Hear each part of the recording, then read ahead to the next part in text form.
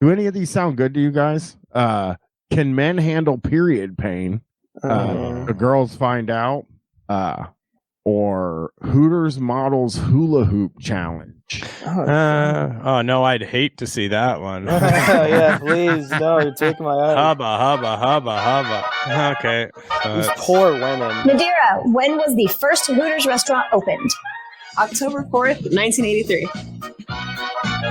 Scarlett, if animals could talk, which species? So they're hula hooping. Why does she know that? This seems set up, right? Yeah. Like, why would she know that information? It's not like people who work at Hooters would.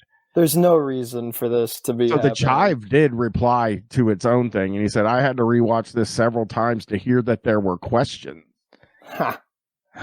So, I get it. He was like a cartoon wolf. His eyes were bobbing out of his head, and his tongue was rolling all the way down the floor. I get it, brother. Nathan says, "Great hula hooping, ladies."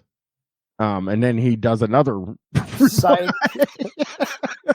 He said, "My favorite hula hooping Hooters girl is Cassidy because she's absolutely beautiful." Now that this guy's got bad energy. Very bad. This guy feels like we're getting into from the first episode we did with DB with the the DB like Twitter sex reply guys, you know, the ones who are just like replying to like porno accounts or whatever and being like, "Baby, like this is what I would do to you," and he's just like this old awful. This guy's probably really old is my guess. What about Ollie Z, who said, "Unfortunately, we don't have Hooters in Utah despite all the gorgeous girls here."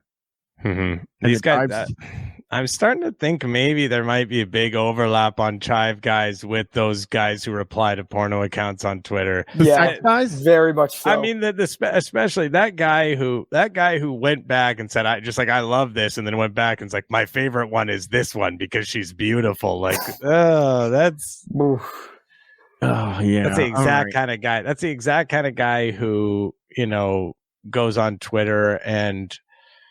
I'm starting to think of those guys again. We saw this guy and he had the weirdest, grossest looking dick, and DB has all these photos of like all these guys who will reply to those accounts like, "Oh yeah, I'm a big fan of those guys." Oh yeah, so yeah, I feel like a lot of them might find their way over to the Chive, perhaps. Yeah. Well, this is our last little piece here. We're going to look at this Chive video of why you should subscribe to the Chive. It's a subscription, so it costs money to do this, just to be clear. Just on YouTube, why you should hit subscribe. Oh, I see. Which I won't do. Everybody knows that I have the most cursed. I mean, if you look at a lot of my things, then you would know. Yeah, my God. That I have a lot of crap I'm subscribed to. Do you want to read some of the videos that come up in your people love it? Opie talks Jim Norton and his junk.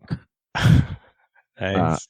Opie has fun with the haters, which almost makes me want to stream as soon as we're done and watch that. Or we could listen to that on this episode. That might be a treat for some people. Are like, "Chris, don't fucking do this to yourself or me."